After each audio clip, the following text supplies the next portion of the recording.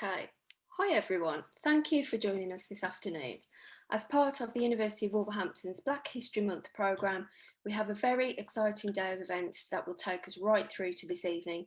So if you're able to, please stay with us. For the next hour, CEO of Women Acting in Today's Society, Marcia Lewinson, charts her personal journey and will also be discussing the challenges facing women of colour today.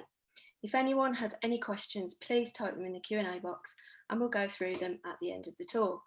Well, welcome, Marcia.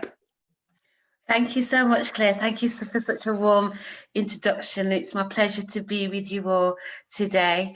I don't know if any of you are familiar with Zoom. I'm not able to see anybody, but hopefully you can see me. If there is any problems or any questions along while I'm talking, please do pop them into the chat and we will pick them up. So as Claire said in her introductions, my name is Marcia Lewinson. I'm the CEO of Women Acting in Today's Society, a charity based in Birmingham that supports women going through domestic abuse. I'm also an executive coach and mentor supporting women in business.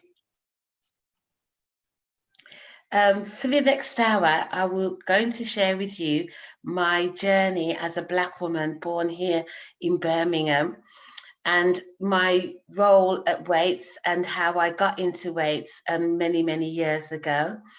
And finally, have an opportunity to explore some of the challenges facing women of colour today in the 21st century. And in our Q&A, I'm hoping to explore that a bit deeper.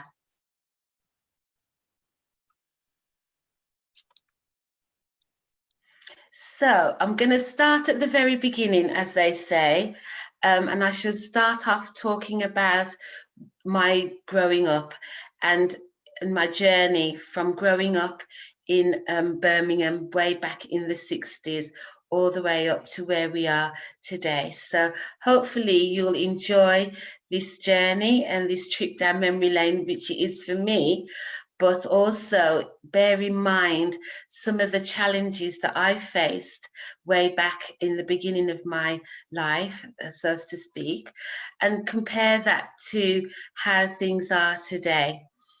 So starting off, I was born way back in 1962. I know, I don't look it. However, way back then when my parents were living in an area of Birmingham called Borsalith, it was a deprived area, really affected by the Second World War. My parents came over at the request of the British government to help to rebuild society after the war.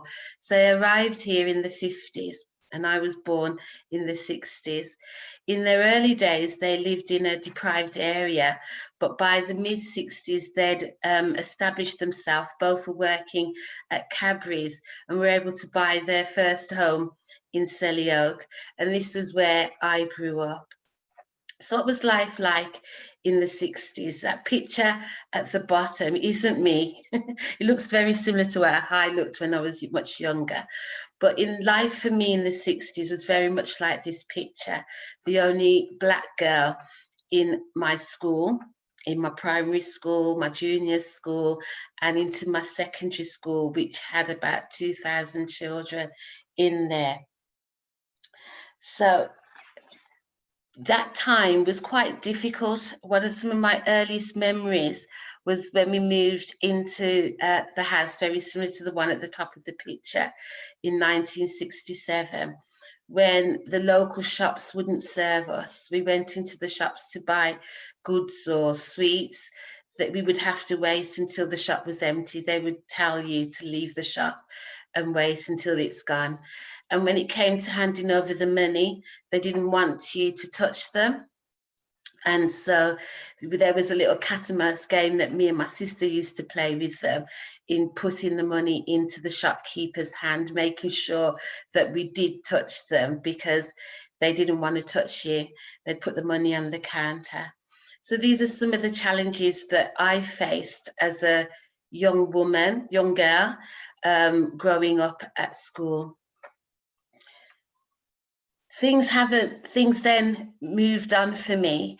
By the time I was 18, I'd completed school and did a business course at college at the request of my mum. There was no choice in it. However, I soon, by the time I was 18, found myself as a single mother raising a child on my own, but still working and balancing the kind of gender issues that we face as women. At that time, there was a lack of childcare. There was, women, when we went to work, we had to still do a full day and come home and do the same as our partners. I remember an incident where the nursery where my son attended, I was arriving late every day because the bus and the work time didn't coincide. And I went to my employer and asked if I could work half my lunch hour and leave half an hour early so that I could get to the nursery in time. They were threatening to cancel my son's nursery place. And unfortunately, as in still seen today, where women are in positions of power, they sometimes don't open the door for other women's. And I was refused. I wasn't allowed to leave early because where I worked, it was a female environment. And if they made allowances for me, they would have to make allowances for others rather than looking at the individual need. So that's just some of my journey growing up. And for us as young people, young women living in British society, we had lots of difficulties in terms of racism. People would come up to you in the street and call you names. They would ignore you. But thankfully, my parents were very strong in who they were and instilled in us a sense of pride as a Black person. And I remember an incident where we were going to the shops, and it wasn't long after we moved into our new home, and the whole street came out. Some pretending to wipe windows, some pretending to natter at the gate, but everybody came out to see this family walking down the road. And I always remember my mum saying, hold your head up high, don't look either side, just keep walking. And at a 6-year-old, that was quite daunting, but that was the world that we were living in back then. So fast forward to the 90s. And by then I was married, I had 2 children. And I was fortunate, in a fortunate position with my then husband to emigrate to Jamaica. We didn't expect that, I at the time didn't expect that I would come back to England. I thought this was it. I was going to live in a sunny, hot, tropical island with sunshine every day. Unfortunately, as you know, the best laid plans don't always work out. And the marriage broke down, and I was then forced to come back to Britain with my 2 children. When I got back to England, it's like, what do you do now? Back in the realms of being a single parent, with my mum saying to me, you need to get a job, you need to look after the family. But for me, I felt it was more important to stay at home and look after the boys. They themselves had been through trauma just like myself. And I really wanted to create that home environment. So to get my mum off my back, so as to speak, I decided to do a short course at Faircroft College. And it was through meeting the founder of WAITS that I'd come across the course. And it was a higher education course. Had no confidence in maths. I'd done quite well in English, but I never had a qualification in maths. So I thought I'd start off by testing the waters and doing a maths course, which really opened my appetite to education. And I thought, this is something that I could do whilst the boys were, I was looking after the children and looking after them at school. And something that we do as women, we limit ourselves and we limit our expectations. Faircroft College was 2 miles from where I lived. And after completing my higher education course, they suggested that I go to uni, which was not on my radar at the time. But thinking, well, if I've got the potential to do it, I should do it. It would also help me with my voluntary work at WAITS. So I decided to do a youth and community degree at Birmingham Uni. Again, not because it was a course that I really wanted. I'd actually got onto 5 different courses, universities, social work, social policy. But again, choosing an institution or a place to learn that was nearby to where I lived so that I could take the children to school and back again. So that's what I did. I did a 3-year youth and community course and completed with a Bachelor of Philosophy in Education at the end of 1990. But while I was studying, I was also volunteering at WAITS. I was then called my role a community organizer.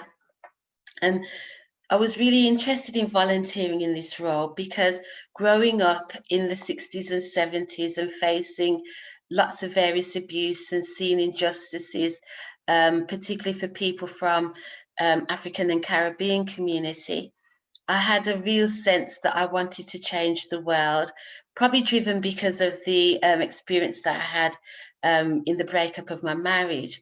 But I really had this sense that I want to make the world a better place, not just for myself, but for my boys and for other women out there. So if you think that 1993, things weren't like what they are today. In 1993, there was still the glass ceiling for women. Discrimination in regards to women and employment was still there. And a lack of childcare meant that women were forced into low-paid jobs, part-time roles. And it was in that backdrop that I started to volunteer at WAITS. So as a community organizer, my role was to go out and meet women in the communities. I generally used to loiter outside school gates with a clipboard and a questionnaire, asking them, you know, in your community, if you could see change, what would you want to see? What could be done better for you and your family in the community? And I picked areas where there was a lot of poverty and deprivation. There was a lot of single parents in the neighbourhoods that I used to go to. One of the neighbourhoods where I was successfully set up a women's group was in an area called Borsa Heath that had a lot of drugs and prostitution going on in the area. And when I met with the mums there, their concerns were around their safety and their child's safety. There was lots and lots of incidents where men seeking prostitutes would actually approach women with their children. So there's lots of issues in that area that I could actually support them with. And what I used to do was gather the women together that were interested in a particular subject and help them to do research around it and find out how it affected them and their families, and what were their solutions, which is the most important thing. If they could bring change, what could they do? One of the groups that I set up was called Sisters Acting for Equality in Borsa Heath. We set out to support our children in the transition from primary school to secondary school, because at the time reports were that young Black boys, they did well at primary and junior school, but when they went to secondary school, they faced exclusion and they didn't progress very well. So SAFE, Sisters Acting for Equality, that's what we did for 9 years. We ran a Saturday school. We also ran a campaign around family tax credit, because a lot of women at the time were finding that when they applied for it, they found themselves in debt because it took quite a long time to work out whether they were eligible or not. And what SAFE did was to work with Working Family Tax Credit by presenting to them the barriers to women applying for the fund, but also giving them a solution, which was to put in a phone line where you could be assessed over the phone whether you were eligible, and that cut down the number of women who applied and then found themselves in debt because they were no longer eligible. So the picture just down at the bottom, Evergreen Support Group, established 2000. That was a Chinese support group that I established for Chinese women suffering domestic abuse. And these were women who, because of their situation, and had to move away from their families. And generally Chinese women, they center around the takeaway industry. So there's no need for them to learn English because everything is within that environment. And when they were moved away because of their domestic abuse, they suffered isolation and a lot of racism as well in the new areas. So the women, I talked to the women about what could be done to change the situation. And one of the things that they've talked about was supporting their children through education. What they found was the language barrier and the lack of understanding of the school system meant that they often came into conflict with their children and couldn't give them the right support to do their homework. So we got some funding and we helped them to set up a Saturday school for Chinese children. The moms would help out in the school, teaching culture, the Chinese culture, to the children. And then we had a English teacher that would teach them and support them with their homework. So that just gives you a little bit of the flavour of some of the groups that I set up in the early days. There were many, some around welfare and benefits, more Saturday schools. But the whole point of engaging with these women to create change in their communities was so that women could have a voice. And one of the key things that we do with WAITS after we support women through their practical and emotional issues is support them to engage into decision making. And that picture at the bottom there just shows me in the process of supporting some women who are about to present to a group of MPs from the Equality Unit. So in my early days as volunteering, as I've just mentioned, it was all centered around supporting women to develop community-based groups.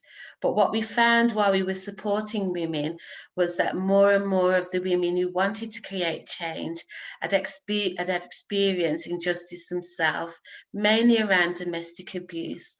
And in talking to women about their domestic abuse journey, we found that in 1996, which was when we started the project, that many women, particularly women from Black and minority ethnic communities, was not accessing the services available.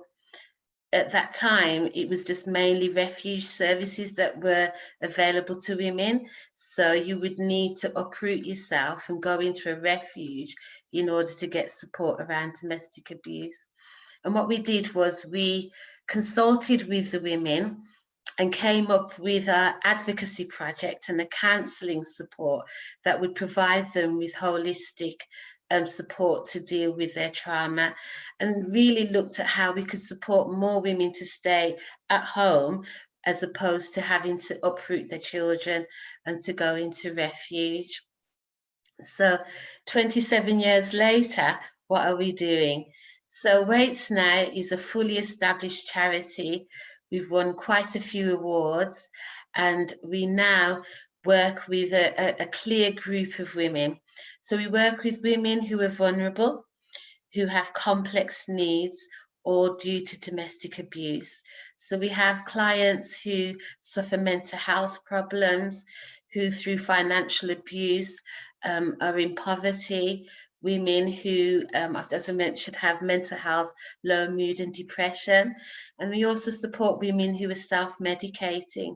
So these are women who have become involved in drugs and alcohol to help them with their domestic abuse, or they're in relationships where their partners are getting them involved in drugs and alcohol to support their addictions. We still continue to support women in addressing social justice and having a voice, for themselves and for their families. So I just wanted to share with you some of the key services that we do at WAITS. And if anybody, if this conversation does conjure anything up and you'd like some help and support, the contact details are at the bottom, and you also can contact us through our website. But our key services that we're providing at the moment is helping women through going through domestic abuse to make informed choices. So each woman has a support plan that helps them on their journey. It sets the goals for where they want to be. Most women come through needing support to get new accommodation, or to report the crime, or to get solicitors and to navigate through child custody cases. So each person has a support plan that sets out the goals that they want to achieve. And included in that support plan is also what they need as an emergency, as a practical. But going forward, what do they want to do once they've moved themselves from the dangerous situation? Do you want to go into employment, education, or training? And we put those supports in to help those women. We have 8 support workers and a counsellor and a team of volunteer befrienders to support the ladies as well. We also have 4 refuges. They're called Iona House. I named them after my mother because for me, she was a real pioneer coming to England way back in the 50s, raising her family. And so I wanted to inspire the ladies that come into our refuge services with my mum's story. And so Iona House 1, 2, 3, and 4. And we have a vision of opening the 5th in 2021. To support the ladies, as I said, with their practical and emotional needs, we also deliver therapeutic workshops. Quite often women who go through domestic abuse don't understand the range of abuse that they've been to. I've had women call and say they would like to receive counselling, and I explain to them it's a domestic abuse charity. Have they experienced abuse? And they'll say, no, they haven't experienced any abuse. However, they're getting divorced because their partner withheld money. And so some women, unless they've been through physical abuse, doesn't understand the various components of abuse, which could be financial, mental, verbal, as well as physical.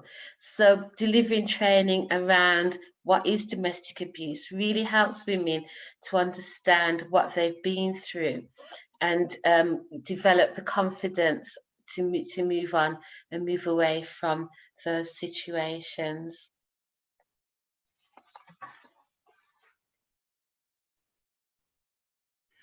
The services that we provide are not time bound, and that's because we've been fortunate to get funding that enables us to work with a woman for as long as she needs.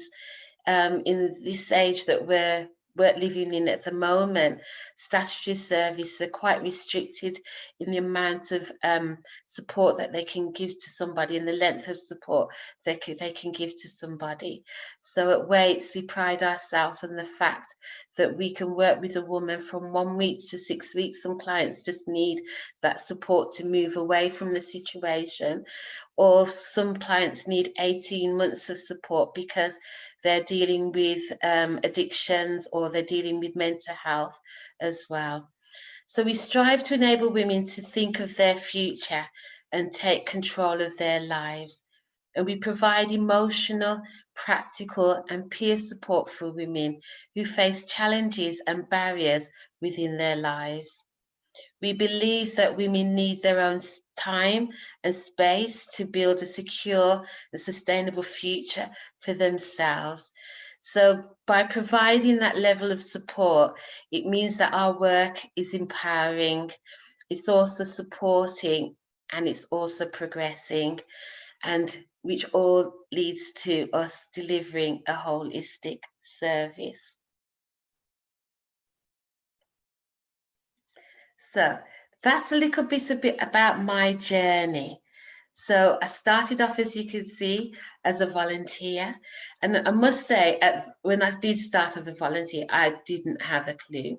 That was one of the reasons why I went back into education, because I found as a community organizer that I was being invited to strategic meetings to talk about communities and getting more people involved in communities. But you'd have the ward support officer, you'd have city councillors there. And again, tapping into that confidence thing that we as women have, felt that I needed to have a piece of paper that would legitimise me sitting around the table, and hence me stepping away from WAITS for a few years to do my degree as well. But during that time of moving from a volunteer to CEO, I've helped vast amount of women to have a voice. And this picture here just shows some of the areas where I've been able to raise the profile of women at a strategic level. So there's a picture there in the corner, the chair of the Birmingham Policy Group, Women's Policy Group. It was an initiative by Birmingham City Council to try and get women's voices in their decision making and in some of the policies that they were creating. And as chairing that group, we held a fantastic International Women's Day in 2004, and really looking at women's economic power, looking at routes into education for women, the barriers to employment. And it was a really good conference. You may recognise somebody in the picture, which was Claire Short, a well-known MP, a very good advocate for women's rights, and she shared a platform with us and her story on that day. The middle picture is with me and a group of women that we took to visit the European Parliament in 2006. We're coming out of the European Union now, so we're expecting to have some great changes there. But the aim of the visit was so that women could understand why we can't have, why do we have to have straight bananas? It gave us an opportunity to ask that question, you know, what are some of the barriers for women with regards to the rules and regulations that they were departing on us. And one of the good things that came out of that was the European Union had a fund for that women's organisations could apply to, particularly around domestic abuse for women with no recourse to public funds. I've had the great pleasure as well of travelling internationally to various locations, Chicago being one of them. But this particular visit, which was an exchange visit to Zimbabwe, really touched my heart. I don't know if you know much about Zimbabwe and the regime that the people live under, but they don't have a voice. It's pretty much a dictatorship in the sense of how the country is run. And we were part of an exchange visit where a group of women came to visit us, and we talked to them about how we influence policy and the people that, you know, would be the best people to work with to bring about change. And in turn, we went to Zimbabwe and met with the women and visited their project. They're called Camp Fed, and what they aim to do was to help girls into education in poorer countries where families have to choose whether it's the boys or the girls that go to school. It's generally the boys that go because they've got the more opportunities to get work, whereas in those countries women would work and then get married and not work again. So the priority, if you can imagine, if you haven't got much money to pay for education, would go to the boys. So at CamFed, what they were doing was funding places for girls to go to school. It really struck me while I was there. There was an international women's conference, and talking to the ladies about their journey just to get to the conference. It was in the capital, Harare, but the women came from all over Zimbabwe. And they told tales of walking for miles to get to transport just so that they could get to the conference. Another woman told about having to stay hiding because there was a lion in the area, and determined to get to the conference, she waited 2 days there until she felt it was safe, and then to walk to get to a tractor that would take her to the conference. And it really struck me as somebody that's working with women in England, how fortunate we are. We often get women, we often put on conferences and events and try to attract women. And, you know, you get lots of women sometimes, or sometimes you get a really poor show. But just seeing the challenges that these women went through just so that they could be together as women and to have a voice was really, really impressive. So my challenge that I set myself way back as a volunteer to support women to influence and to have a voice. In my role, I've had opportunities to do just that. So I've had opportunity to go to Downing Street. I think that was just as Brexit was being announced, as a group of leaders. And I've also had the opportunity to meet the past Prime Minister, David Cameron. That was a bit of a tale, an interesting story. I received an invitation to by the Department of Communities to attend a meeting. And I was like, why do I need to go to this meeting? But said, I'll go anyway. So went along to the meeting, expecting there to be quite a few people there. And the organizer said to me, if you could put a question to the Prime Minister, what would it be? And I thought for a little while. And she then asked me, what do we do? What do I do at WAITS? And I explained that we provide support for women going through domestic violence and that we have refugees. And one of our biggest challenges was when the recession was on, there wasn't, women weren't getting the benefits that would allow them to go into refuge. And she said, if you could put a question to the Prime Minister, your question would be, and she rephrased what I said, which was really funny. And I thought, oh, this will be handy for the press one day. And I noted it down. Then when we were asked to go into the room, there and behold, I sat down next to an empty chair, and then in walked David Cameron, sitting down in the empty chair next to me. But what was quite interesting about the meeting that we had with him, it was quite topical actually. It was October 2015, right in the middle of Black History Month. And what he was doing was talking to us, there's about 8 of us, about whether Black history should be taught in schools. And he was saying that his daughter was being taught Black history and he thought that it was something that was important. And we shared with him why we felt that it was important, that it would give young people, particularly Black and ethnic minority children, a sense of understanding of who they are and where they come from, and that they are what is being purported in the press often negatively about us. So that was what we were talking about. However, I didn't miss the opportunity to put my question to him, which was how could the government help women access refuge accommodation? And in giving my question, I mentioned that we support women with no recourse to public funds, and these are women who are not entitled to benefits. So you could be working or you could come from outside of the country, and because you're not entitled to benefits, you're unable to access refuge accommodation. It costs around £250 a week just to keep somebody in refuge. So if you haven't got that support, it's really difficult.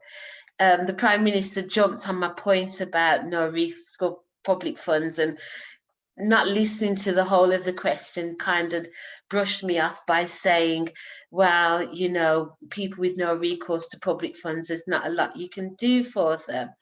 but I didn't let that deter me.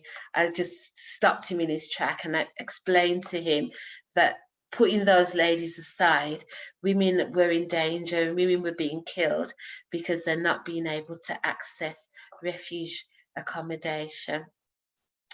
Other ways that we keep domestic abuse at the forefront of legislation is that we work with other women's organisations around the country to compile a shadow report that is presented at the United Nations on how the government is supporting women on issues of equality, employment and domestic abuse. The government every year is tasked to provide a report to the United Nations on what they're doing, and we see lots of reports and news items about how they're helping women, how they're reducing gender-based violence. But working on the ground, we don't often see that happening. So having that opportunity to present to the UN what is actually happening on the ground is a fantastic opportunity. And in turn, what that does then is give the UN an opportunity to hold this government to account. So they will look at our report and then they will say to the government, yes, you're saying this is happening, but on the ground, this is happening. We want you to look on that and report to us on that at our next meeting. Other things that WAITS, because this is not just me, this is me and the clients that have done this. As an organizer, I stand in the background, I prepare the women to stand up and speak for themselves. But other things that we've been able to do is to influence the current domestic abuse bills as they are. We've supported the women to meet with people like the former Deputy Prime Minister Harriet Harman, to have really frank conversations with her around some of the criminal justice system and how that can be a barrier to women accessing support.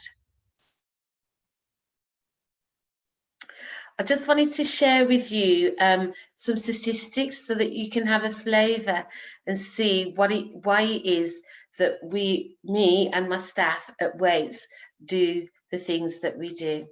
So this statistic here on the slide is taken from the Domestic Abuse Prevention Strategy 2018-2013. And this little excerpt that I've got here, it says Birmingham is the largest local authority area in Europe and growing faster than the UK average.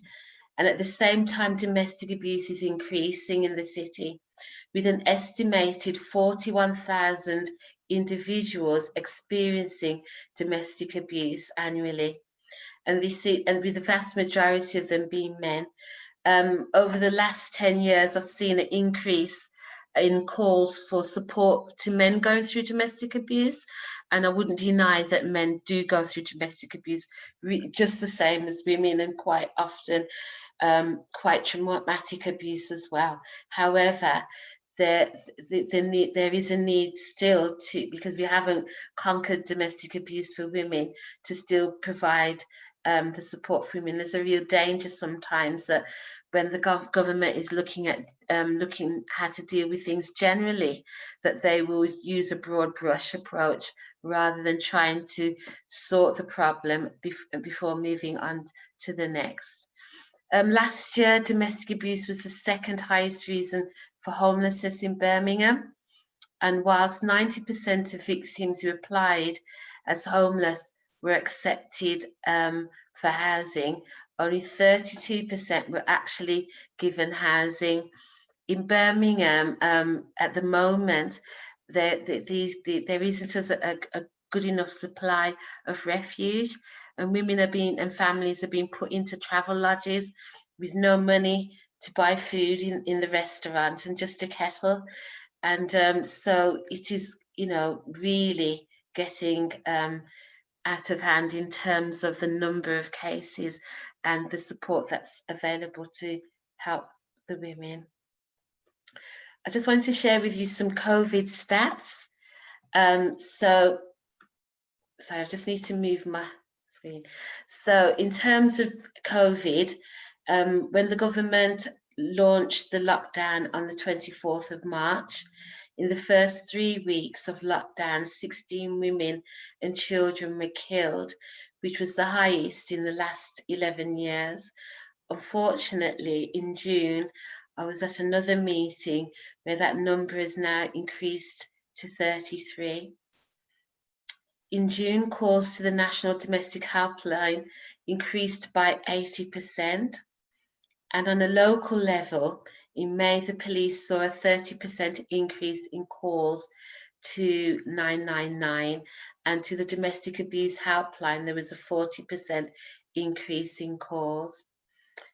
From a WAITS point of view, in July, there was one day where we had 21 referrals for Refuge, and at the time we only had 12 bed spaces. So you can see the need to raise awareness around domestic abuse is still key, but more importantly, to have more support services out there to help women. Claire, can I just check, is there any questions coming in? Because I can't see on the screen. There aren't any questions at the minute, but I do have one. Thank you. Do you feel like this role that you're doing at WAITS is your calling? You know, I mean, essentially, could you see yourself doing anything else, or did you think this was really, you know, what you were meant to do? I think 27 years later, I would say it was my calling. When I set out, it was more, my focus was on the children. And then going through WAITS program, which is around building your confidence, building your self-esteem, I think that was where I got more in touch with my values. And then it became a calling. And now it's a passion, to eradicate domestic abuse and to support more women. Are there any projects that that you're currently working on at WAITS that you could share with us? Yes, my next slide is talking about a specific project, but maybe some of the people joining us this afternoon might have been thinking about volunteering. There's lots of opportunities to volunteer within WAITS. We actively are recruiting befrienders at the moment, and this is to support women who have moved away from the domestic abuse situation but now find themselves isolated. One of the things that perpetrators of violence tend to do when the woman escapes is to maintain that contact. And so it takes a lot of courage and confidence not to go back. And this is where befriending is really important. Having that somebody to reassure you that you've done the right thing and to encourage you on your journey is really important. So befriending is one way that people can volunteer. Another volunteering is if you're a student and you're doing a counselling course, you might be looking for a counselling placement. We do take placements, whether it's social work as well as counselling placements as well.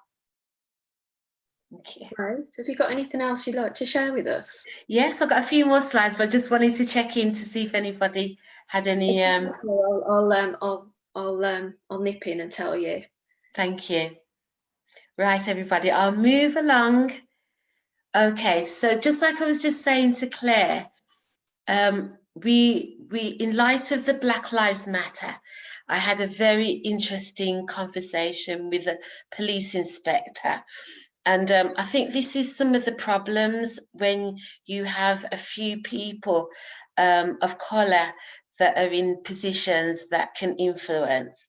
What tends to happen is that people don't look very far outside of their network or their experience to find information. So this lovely police inspector contacted me and asked me, in light of Black Lives Matter, what could be done more to get to support Black women, Black and African Caribbean women to report crime? What could be done better to support women who've affected by rape and sexual violence? And how can she change the perception of police in the Black community? So I did answer it honestly and say, unfortunately, I can't be the spokesperson for every Black person. However, I do feel that the reasons why women don't report incidences of rape or incidences of domestic abuse from the Black community is that when the police do get involved, the men do get a harsher sentence. So if you have a white man and a Black man that pushed a woman, the man may be given a caution, because he says it's, it's an argument, she pushed me, I pushed her. But when it comes down to the Black man, he'll feel the full weight of the law. And most often when a woman is going through domestic abuse, what they want is for the abuse to stop. They're in a loving relationship and it's the love that keeps them there sometimes. And so if it's a situation of financial abuse, mental abuse, then there might be opportunities with interventions to support that family and build that relationship. If it's physical, then I would not advocate that. If anybody is in a physical relationship, please don't stay. So in light of that conversation with the inspector, I invited her, well, I suggested to her, sorry, that it may be useful for me to put on a few seminars and talk to women accessing our services and Black women in the wider community around their experiences, and then support those women to share those stories with the inspector and to put forward some recommendations. So that's actually taking place in November. We've had a series of pre-workshops just to get some themes to present. And some of the stories are quite shocking in terms of the police response. Police seeing an angry Black woman as opposed to a victim when they're attending the scene. And this is part of a 4-year project that we started in August, which is to support women to identify campaigns and to develop the skills to bring those campaigns to the public arena and to decision makers. So hopefully we're going to be working with Parliament UK to deliver the workshops on why it's important to vote, how does the political structure work, and who do you need to speak to influence as well. Okay, so this has brought me almost to my final slide. And at the beginning, I mentioned that I wanted to really open a debate as to what do we see are the challenges facing women of colour in the 21st century. If you cast your mind back to the start of the presentation, to what life was like for me 50 years ago, when we couldn't go into the shop, we had to wait for the shop to be emptied. The next door neighbour, as soon as we moved in, they put a for sale sign up. They didn't want to have Black people living with them. Fast forward to the 90s, where we've had legislation around the Equalities Act. We've had various race relation acts as well. And now, and just coming through the beginning of the 90s, where women were beginning to have more of a voice and having more of equal say in employment. To the 21st century, 2021, how has things changed and how much has it changed? I'd like to put that question to you.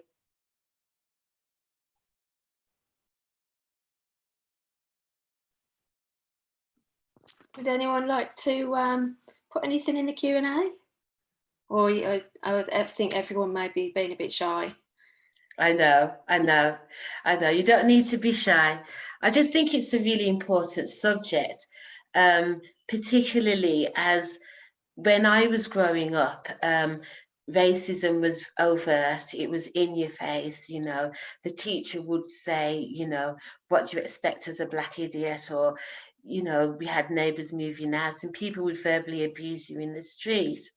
Um, Now, what I find that it's become more institutionalized.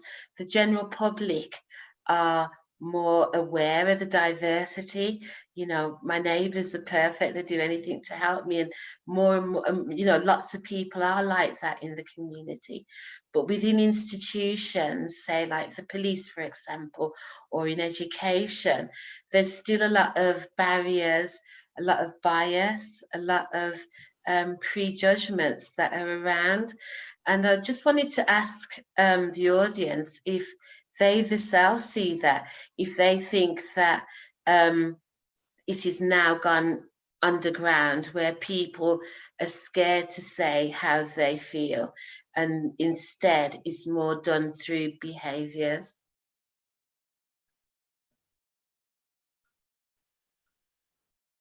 Yeah, I think it's an interesting one, isn't it?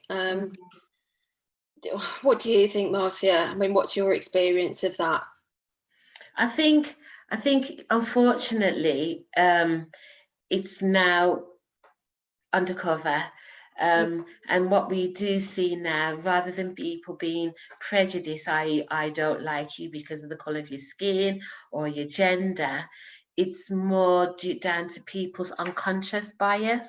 Mm. So if you're thinking about somebody going for an interview, for example, if the panel hasn't got an understanding of diversity, they may approach the candidate with unconscious bias, Mm. and therefore they're not being interviewed at that level playing field. So, and I think that goes not just for race, but for gender as well. Mm. So if you're a woman, and you're a single woman, you know, women are single parents for a variety of reasons. It doesn't mean to say that you were, you know, you suffered a teenage pregnancy. An employer might think, well, or even a married woman say, they might think, does this person want to extend their family? So will that prevent them from having promotions? Will this person, you know, they're struggling with a kind of like lot of personal issues, what impact would that have on their work? And I think sometimes, and particularly men, I still see it in men, they do have these prejudgments, particularly in interviews, in career prospects and promotion, in delivery of service as well. Mm. Yeah, I mean, certainly from a woman's point of view, I feel like, yeah, very similar. I think a lot of those things still exist, but they're kind of driven underneath a little bit Mhm. more, but they're still there, those prejudices against gender, certainly. Yeah, you do see that. But on a positive note, I think, you know, also things are getting better in that respect Mm. as well. I think there is, and things like this are so important, aren't they? To you know, to get these stories out there, and to make it known that that support is available. That's very true. That's very true. And I think the protest that happened in the summer has given us a really unique opportunity. A lot of people my age, they're like, oh, we've seen it all before. We've had protests before. We've had marches before. We've got the Lammy report. We've got the Windrush report. You know, there's so much documentation and evidence in regards to discrimination against people that people are quite disillusioned. But what has given me great courage over the summer months is the fact that it's the younger people who are now coming forward, people who would not necessarily have faced discrimination at the level that I faced as a young person growing up, but are now opening up that conversation. Because for me, without open dialogue, nothing will change. It will just continue to be brushed underneath the carpet, Mm. and opening up the conversation on both sides is something that I've seen that's new, that is encouraging, that can make me feel that, you know, that change will come. And I think it's for people like myself to say, I'm here, have the conversation, you know, don't be scared. Ask me the most weirdest question that you'd want to ask, because the answer might change your whole perspective on a whole range of things. Yeah, I mean, we've got one question here from Sheila, and she said, "I think racism is now more overt since Brexit. Some white people are openly abhorrent." That's an interesting one. Mm. What's your opinion on that? Yes, so we've seen a rise in the far right Mm. over a number of years, particularly, you know, in the advent of the amount of terrorism that we've got, and the police are actually, we used to, in the community setting, have a prevent strategy looking at how you could prevent terrorism, and it was really centered around one community. Now they're actually concentrating their efforts on the far right because of Brexit and the way that the different parties used immigration as a tool to get voters, has actually whipped up certain factions of the community. And it's people who are quite disenfranchised. There's it's a horrible term, and it's called the white working class. To me, working class is working class. It doesn't matter where you're from. But if you look at areas where industry has gone, in Birmingham, we had a huge car plant, Longbridge. In areas where the industry has gone and it's been replaced by high unemployment, and then the government dispersing people and refugees into those areas, it's creating tension. And I think sometimes the politicians need to look at how they whip up the public and how they build those barriers between different communities. Yeah, I mean, Sheila goes on to say, Black Lives Matter has changed some of the conversations in my daughter's school. Young people seem to be up to having that conversation. Brilliant. That's really good, Sheila. I'm Mm. so pleased. And, you know, that is the hope for me going forward, that a lot more inspectors will be picking up the phone and calling me and saying, what do you think? Do you know what I mean? So that we can start feeding in some of the voices in our seminars, some of the solutions that the women have come up to in terms of supporting women going around domestic abuse from Black communities. They sound very common sense. And it just makes you wonder why the police are not looking at it in terms of customer service. You know, how the frontline officers respond to that situation. You know, there's reports of if there's been a fight between the two couples and the woman's damaged a window to protect herself, you know, in retaliation. She can't fight a 6 foot, 15 stone man as she throws a window. The police want to arrest her for breaking the window as opposed to the man who's physically assaulted her.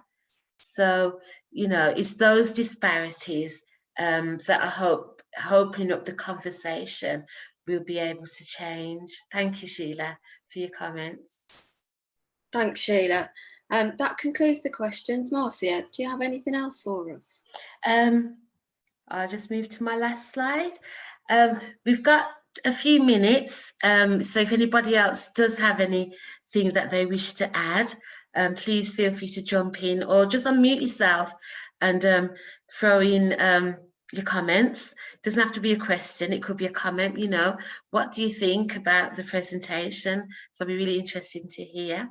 But if anybody does want to get in touch with us or is affected by any of the contents or the subjects that we've talked about this afternoon, you can contact us through our website at the bottom, and there you'll find a referral form. So you can self-refer, you don't need to have agency support to access WAITS. If you want to get involved in our volunteering programme, the referral forms are there also. It'd be really good if you'd like and follow us on Facebook, and that's WAITS, Women Acting in Today's Society, or follow us on Twitter as well, at WAITS Action. Tomorrow, Claire, we're actually doing a fundraising event, and it's called Walking a Mile in Her Shoes. And we're asking people to COVIDly friendly do a mile walk in women's shoes. And it was aimed at men originally, and we've got quite a few men that are going to be taking up the challenge tomorrow. And our clients have made a podcast to accompany the walkers, just sharing their stories and how WAITS has been able to help them. So it's not too late to register and to take part. A mile walk is about 20 minutes, they say. So you could do up and down your road, around your classroom, around your house. We are looking forward to receiving some interesting photos tomorrow, particularly of men in heels. So keep an eye on our Facebook and our Twitter page tomorrow, and please comment and share and really raise awareness of what we're doing in WAITS, and encourage more women to come forward for help and support. That sounds great. I'd really like to do that as well. Need some exercise, so it's for a good cause. We've got another comment from Sheila. Your journey has been enlightening. You are amazing. Keep doing what you're doing, and thank you for sharing your journey. That's really nice. Thanks, Sheila. Thank you so much, Sheila. It's people like you that help me to do what I do. You know, it's seeing the women go through their trauma, but then come out the other end, going back to college, getting a job, and, you know, just living freely is what keeps me going. So thank you. Great. Thanks very much. Marcia, thank you for sharing your story. What you're doing for women is so important. I think that can't be stressed enough, particularly seeing those statistics. I mean, you know, they're just frightening. When you see them like that in black and white, it's horrendous. It's been a pleasure having you speak for us today. Hope all goes well with the walks tomorrow.